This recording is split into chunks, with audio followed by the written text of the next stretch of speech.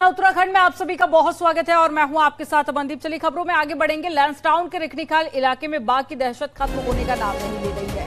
1.5 महीने से घूम रहे बाघ ने अब सेरोगाड़ गांव में एक ग्रामीण पर हमला कर दिया है, तो वहीं गायलू पुल गांव में एक मवेशी को भी अपना शिकार बना डाला। ग्रामीणों के हल्ला मचाने के बाद भी बाघ मौके से फरार हो गया। इससे पहले ही बाघ को 2 ग्रामीणों को भी अपना निवाला बनाते हुए देखा जा चुका है।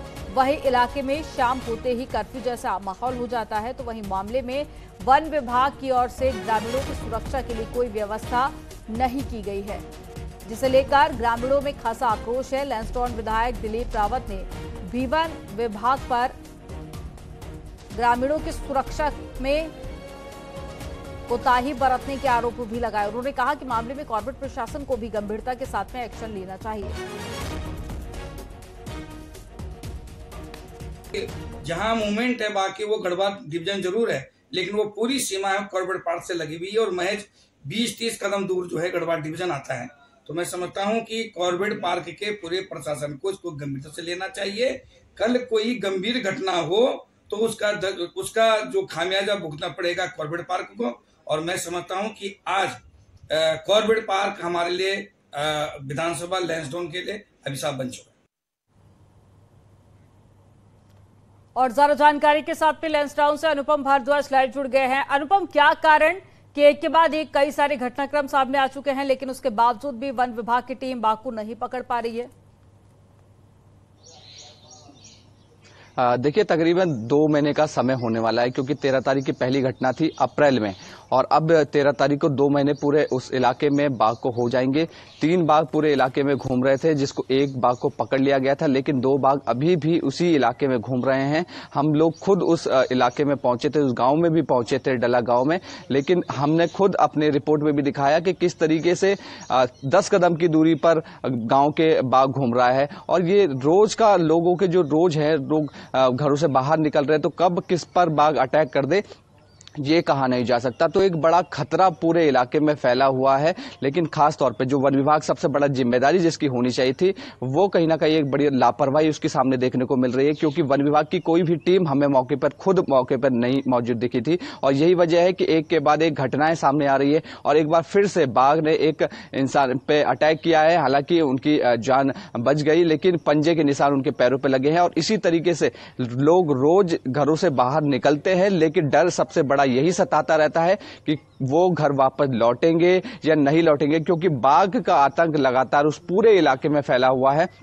कहीं पे भी, क्योंकि जंगली इलाका है, अगल बगल जो जंगल है, गांव का इलाका है, तो बाघ झाड़ियों में छुपा है, एकदम से दिखता नहीं है और जैसे ही लोग क्रॉस करने होते हैं तो एकदम से झपट्टा मार देता है। तो कहीं ना कहीं कहा जा सकता है कि लोग अपनी जान को हथेली पर रख के उस गांव में जा रहे हैं। लोग अपने जो रोजमर्रा के काम होते हैं, घरों से बाहर निकलना लोगों की मजबूरी होती है, खेतों में जाना है, किसी को बाजार जाना है, बच्चे स्कूल जाने वाले होते हैं, तो कहीं ना कहीं एक बड़ी लापरवाही वन विभाग की होती है, क्योंकि वन विभाग की टीमें मौके पर मौजूद नहीं है। केवल एक पीआरडी के, जिस तरीके से हमने अपनी रिपोर्ट में भी बताया कि केवल एक पीआरडी के जो जवान हैं, 4-6 जवान उस इलाके में तैनात किए गए हैं। उनके पास भी हथियार के नाम पर केवल एक बांस का डंडा दिया गया है और उन्हीं से कहा जा रहा है कि या तो पटाखे, उनके पास पटाखे तक नहीं है कि उनको खदेड़ा जाए या पटाखे जला के या हल्ला मचा के बाघ को दूर किया जाए।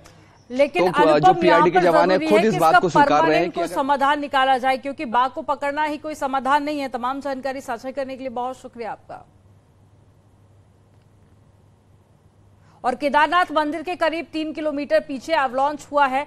बर्फ पिघलने के चलते यहां पर एवलांच देखा गया। गनीमत ये रही कि एवलांच में कोई भी जनहानि नहीं हुई है। तो ये तस्वीरें भी देखिए एवलांच की, जहां पर एवलांच तो हुआ, लेकिन गनीमत ये रही कि कोई भी जनहानि यहां पर नहीं हुई है।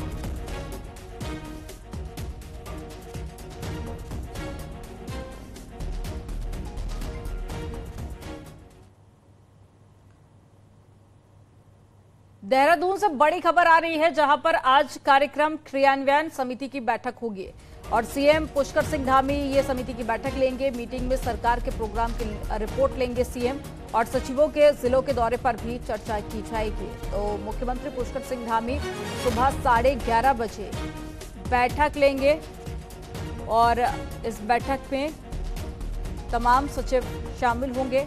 और साथ ही सरकार के क्या कुछ कार्यक्रम रहेंगे उत्तराखंड में, इस पर भी चर्चा की जाएगी।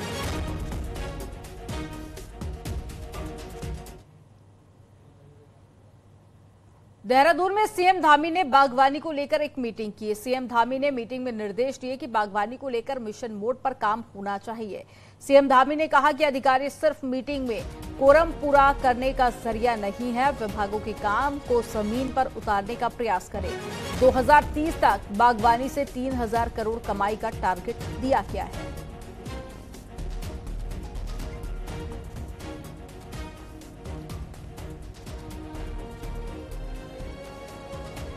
तो कामों को जमीन पर उतारने के निर्देश दिए गए हैं। एक बड़ी जानकारी आपको बता रहे हैं, बागवानी को लेकर सीएम धामी ने बैठक की और तमाम निर्देश भी जारी किए। और ज्यादा जानकारी के साथ में देहरादून से दीपांकर भट्ट लाइव जुड़ गए हैं। दीपांकर, कल भी बैठक हुई थी, क्या कुछ निष्कर्ष निकला है इस बैठक का, और साथ ही जो टारगेट रखा गया है वो टारगेट पूरा करना कितना आसान और कितना कठिन होने वाला है? बिल्कुल, कल मुख्यमंत्री ने यहाँ पर हॉर्टिकल्चर डिपार्टमेंट की बैठक ली और उसमें मुख्यमंत्री ने साफ तौर पर यही कहा कि जो ऑफिसर्स हैं वो सिर्फ बैठक में सीट भरने के लिए या कोरम कंप्लीट करने के लिए नहीं है कि यहाँ पर एडिशनल सेक्रेटरी भी पहुंचे, सेक्रेटरी भी पहुंचे और सभी पहुंचे, लेकिन काम जमीन पर नहीं हो रहा। इसी को लेकर आज प्रोग्राम इंप्लीमेंटेशन कमेटी की पहली बैठक मुख्यमंत्री यहाँ पर करने वाले हैं। और इस कमेटी का जो खास काम है वो यही है कि जो काम राज्य सरकार के हैं, जो स्कीम्स राज्य सरकार की हैं, क्या वो जमीन तक पहुंच रही है, धरातल तक पहुंच रही है, उन पर वर्क हो रहा है, उनका फायदा लोगों को मिल रहा है, नहीं मिल रहा है। मिनिस्टर्स अपने डिस्ट्रिक्ट्स का दौरा कर रहे हैं, नहीं कर रहे हैं, जहां के प्रभारी मंत्री हैं उन जिलों में वो गए, लोगों से मिले, उनका फीडबैक किस तरीके का है। जून के महीने से एक नई व्यवस्था और लागू की गई है कि सेक्रेटरीज भी अलग अलग जिलों में जाएंगे रोटेशन सिस्टम से। तो अभी कौन कौन सेक्रेटरीज गए हैं, उनका क्या रिव्यू वहां से आया है। तो जो मूल बैठक आज है, उस बैठक का एक यही उसमें मेन एजेंडा है कि सरकार जो स्कीम चला रही, चाहे सेंटर की स्कीम है चाहे स्टेट की स्कीम है, उनका फायदा पब्लिक को मिल रहा है या नहीं मिल रहा। और वही बात मुख्यमंत्री ने एक दिन पहले हुई बैठक में भी दोहराई कि इस जो ऑफिसर्स हैं वो सिर्फ और सिर्फ इस बात के लिए नहीं है कि आप बैठक में आके सिर्फ यहां पर कोरम कंप्लीट करें कि हम यहां पर मौजूद हैं, लेकिन जरूरत इस बात की है कि एसडीएम, डीएम, पटवारी, तहसीलदार, ग्राउंड लेवल के जो अफसर्स और दूसरे डिपार्टमेंट के जो ऑफिशियल्स हैं वो जमीन पर नजर आए। जी, और बागवानी को बढ़ावा देना मुख्यमंत्री का टारगेट देखा जा रहा है। 2030 को लेकर भी एक टारगेट सेट किया गया है, लेकिन इस टारगेट को कंप्लीट करना कितनी बड़ी चुनौती यहां पर देखा जा रहा है दीपांकर? बिल्कुल, ये कल बैठक यहां पर हॉर्टिकल्चर डिपार्टमेंट की हुई थी जिसके तहत एप्पल मिशन और कीवी मिशन, यानी सेब और कीवी की खेती को किस तरीके से उत्तराखंड में बढ़ावा दिया जा सकता है, इसके लिए कैसे नए किसानों को जागरूक किया जाए, कैसे इस खेती को बढ़ावा दिया जाए, क्लस्टर्स किस तरीके से बनाए जाए। और हॉर्टिकल्चर डिपार्टमेंट जिसकी बहुत बड़ा स्कोप जिसके लिए उत्तराखंड में है, वो 2030 तक उसकी इनकम यहां पर 3000 करोड़ तक की हो, सेब, एप्पल या दूसरे जितने भी आप फल या सब्जी यहां पर उगाते हैं उससे। लेकिन एक बड़ा चैलेंज यहां पर है कि जो बात मुख्यमंत्री ने फिर यहां पर कही कि ऑफिसर सिर्फ और सिर्फ बैठकों में और सिर्फ बातें करके ये काम ना करें, जमीन पर एक काम नजर आए। इसलिए चैलेंज यही है कि जमीन पर एक काम दिखे, ये हॉर्टिकल्चर डिपार्टमेंट की एक बड़ी जिम्मेदारी होगी। जी, तमाम जानकारी साझा करने के लिए बहुत शुक्रिया दीपांकर आपका। और उत्तराखंड में नाबालिग लड़कियों के साथ में लव जिहाद का एक और मामला फिर सामने आया है। स्थानीय लोगों ने देहरादून जिले के त्यूणी में मुस्लिम युवक को दबोच लिया जो 2 नाबालिग लड़कियों को बहला फुसलाकर कहीं ले जा रहा था। दोनों लड़कियां उत्तरकाशी के आराकोट की हैं। अभियुक्त फिलहाल पुलिस की पकड़ में है।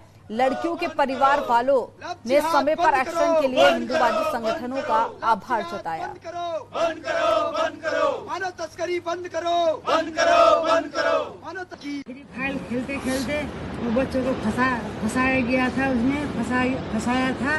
तब कल तो वो मुस्लिम था, इनको हिंदू बोल के फंसाया गया था। फिर वो आमों ने मुठभेड़ नहीं हो रखे थे बच्चे और वो मुस्लिम, और उसने फोन में कांटेक्ट करके वो कल मुठभेड़ होने वाला था। मोल्डी बुलाया इसको, बच्चे को। हम रहते हैं 20 किलोमीटर दूर से। हाँ सर, हमारे को तो सर 10 बजे रात को पता चला कि हम तो सोच रहे थे लड़के आ रहे हैं। इस लड़के ने फोन करके इनको कांटेक्ट करके उसने बुलाया जी। लेकिन 20 किलोमीटर दूर से उतना चढ़ाई में से उतराई में उतरते जी ये रात को लगभग 11 बज गए। इस पे जो भी अभी क्लैरिटी नहीं है क्या नहीं है, क्योंकि कल रात के मामला बताया जा रहा है, तो इसमें हमने आईजी रेंज को डायरेक्शंस दे दिया है। We will look into personally जो इस पे क्राइम बनता है कोई कानून का उल्लंघन होता है, FIR होगी ना तो चार्ज होगा। उत्तराखंड में नाबालिग लड़कियों को फंसाने के जो मामले सामने आ रहे हैं उन पर सियासत भी जमकर हो रही है। कांग्रेस खास समुदाय को टारगेट करने की बात कर रही है तो बीजेपी ने कहा है कि कांग्रेस को जवाब अब महिलाएं ही देंगी। एक रिपोर्ट आपको दिखाते हैं।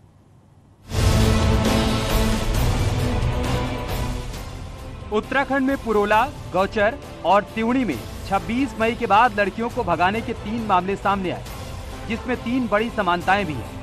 पहली ये कि हर बार लड़की नाबालिग निकली और हर लड़की का ताल्लुक उत्तराखंड से। दूसरी ये कि हर केस में आरोपियों का ताल्लुक उत्तर प्रदेश के अलग अलग शहरों से। और तीसरी ये कि मेरठ, बिजनौर और मुजफ्फरनगर के रहने वाले आरोपियों में ज्यादातर मुस्लिम। हर मामले की हकीकत जनता के सामने है, लेकिन कांग्रेस का आरोप है कि सब कुछ बीजेपी का किया धरा है और बीजेपी राजनीतिक फायदे के लिए एक समुदाय विशेष को टारगेट कर रही है। निश्चित रूप से भारतीय जनता पार्टी का फैब्रिकेटेड मामला है। उनकी नैतिकता बनती है वो इन मामलों को रोके। सरकार ऐसे मामलों को रोकने में असफल रही है और ये सरकार का फैब्रिकेटेड मामला है। सरकार इन मामलों को करवा रही है, फिर उसका राजनीतिक लाभ ले रही है। नाबालिग लड़कियों से जुड़े मामलों के सामने आने के बाद लोगों में गुस्सा है और बीजेपी इस तरह के हालात को देवभूमि और महिलाओं के लिए खतरा बताती है। महिला बाल विकास मंत्री रेखा आर्या का कहना है कि जो कांग्रेस इसे चुनावी एजेंडा बता रही है उसे आने वाले वक्त में जवाब महिलाओं को देना होगा। उसे आने वाले वक्त में महिलाएं जवाब देंगी। सरकार जो है महिलाओं के साथ में खड़ी है, उनकी सुरक्षा के दृष्टिकोण से खड़ी है और उनके साथ में किसी प्रकार से कोई गलत न होने पाए उसको सुनिश्चित कर रही है। और उसमें भी यदि कांग्रेस को कुछ गलत दिखता है तो मुझे लगता है कि महिलाएं आने वाले समय में कांग्रेस को ठीक प्रकार से जवाब देंगी। नाबालिग लड़कियों को बहलाने, फुसलाने और भगाने का प्लान पुरोला, गौचर और त्यूणी की घटना में साफ दिखा और जैसे जैसे एक एक करके नए मामले सामने आ रहे हैं, देवभूमि में इस मुद्दे पर राजनीति और विरोध बढ़ता जा रहा है। न्यूज़ 18 के लिए देहरादून से दीपांकर भट्ट की रिपोर्ट।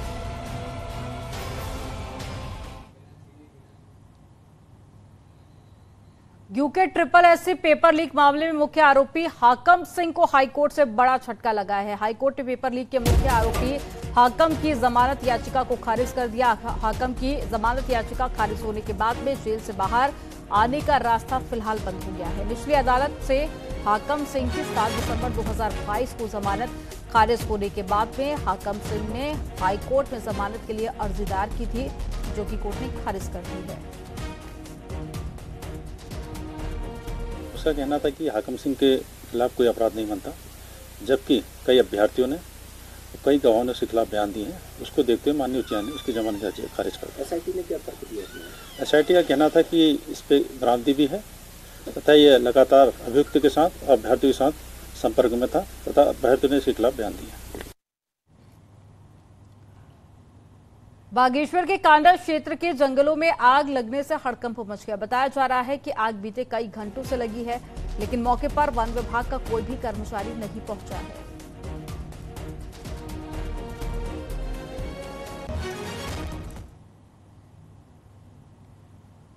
चंदन रामदास के निधन के बाद में खाली हुई बागेश्वर विधानसभा में होने जा रहे उपचुनाव को लेकर कांग्रेस ने अपनी तैयारियां शुरू कर दी हैं। कांग्रेस प्रदेश अध्यक्ष और नेता प्रतिपक्ष यशपाल आर्य बागेश्वर पहुंचे।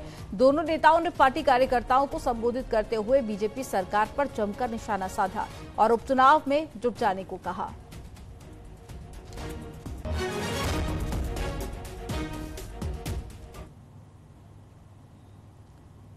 पिथौरागढ़ में शिक्षा विभाग का भी अजब हाल है। यहां एक तरफ कई स्कूल टीचर्स की कमी झेल रहे हैं, तो कुछ ऐसे भी स्कूल हैं जो कि छात्रों की कमी के कारण बंद होने की कगार पर है। एक रिपोर्ट देखिए।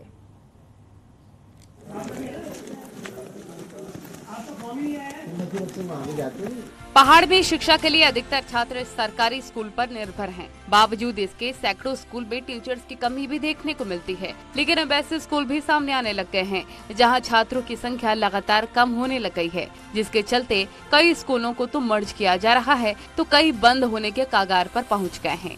जनपद पिथौरागढ़ में इस साल 27 प्राथमिक विद्यालय, जो शून्य छात्र संख्या के कारण बंद होने के कारण में है, और 2 उच्च प्राथमिक विद्यालय, कुल 29 विद्यालय जहां छात्र संख्या शून्य हो चुकी है।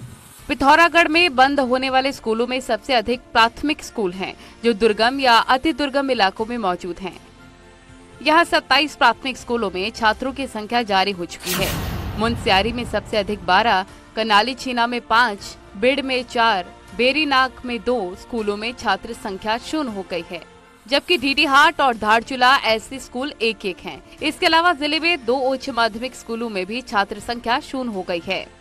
अगर विद्यालयों को मर्ज किया जाता है तो उसमें भौगोलिक रूप से पहाड़ों के, विशेषकर रिमोट हमारे जो दुर्गम क्षेत्र हैं, वहाँ न रोड है, न रास्ते भी अभी चलने लायक नहीं है कई जगह, तो वो उन हालातों का दिक्कत करना पड़ेगा अगर ऐसी स्थिति आती है तो।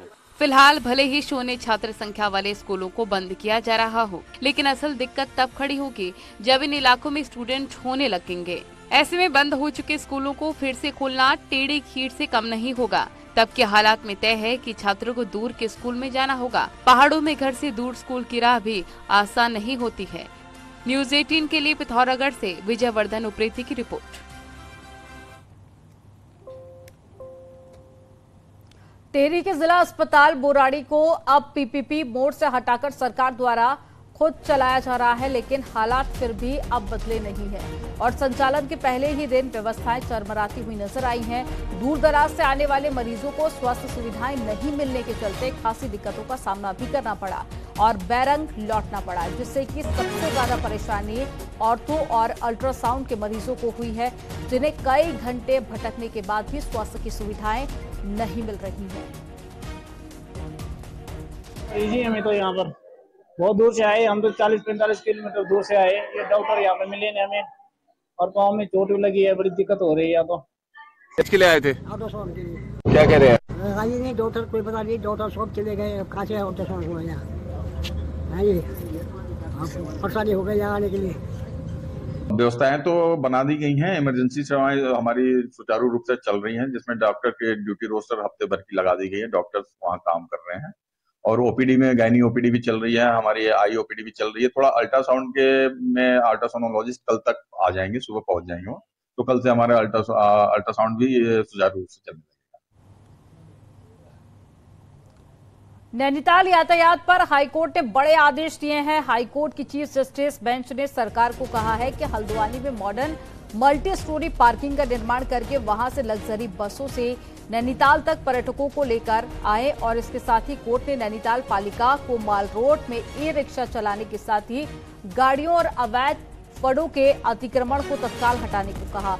और वहीं कोर्ट ने सड़कों पर खड़ी बाइकों को भी हटाने के निर्देश दिए हैं। इसके साथ ही स्कूल के दौरान बच्चों को दिक्कतें न हो, उसके लिए भी स्कूल गाड़ियों पर टैग लगाकर उनके आवाजाही को आसान करने को कहा गया।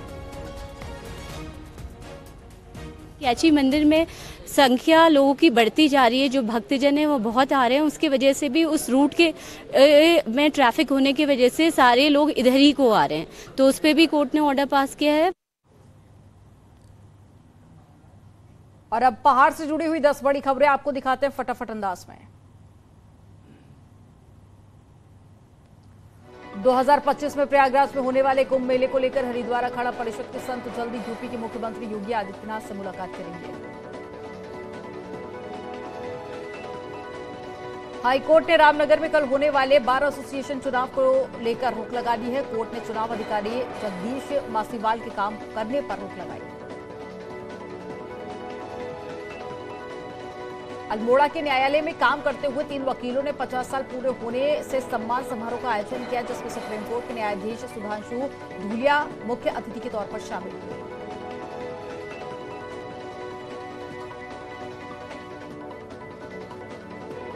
हरिद्वार के गुरुकुल कांगड़ी फार्मेसी के कर्मचारियों ने प्रदर्शन किया। प्रदर्शन कर रहे कर्मचारियों ने गुरुकुल कांगड़ी के बड़े पदाधिकारियों पर मिलीभगत का आरोप लगाया।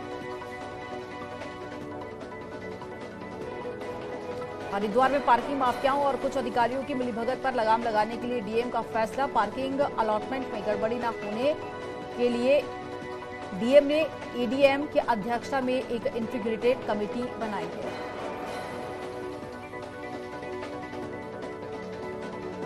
रुड़की के पिरान कलियर में 10 जून को सर्वधर्म सम्मेलन का आयोजन किया गया, जिसमें कई राज्यों के सभी धर्मों के गुरु शिरकत करेंगे।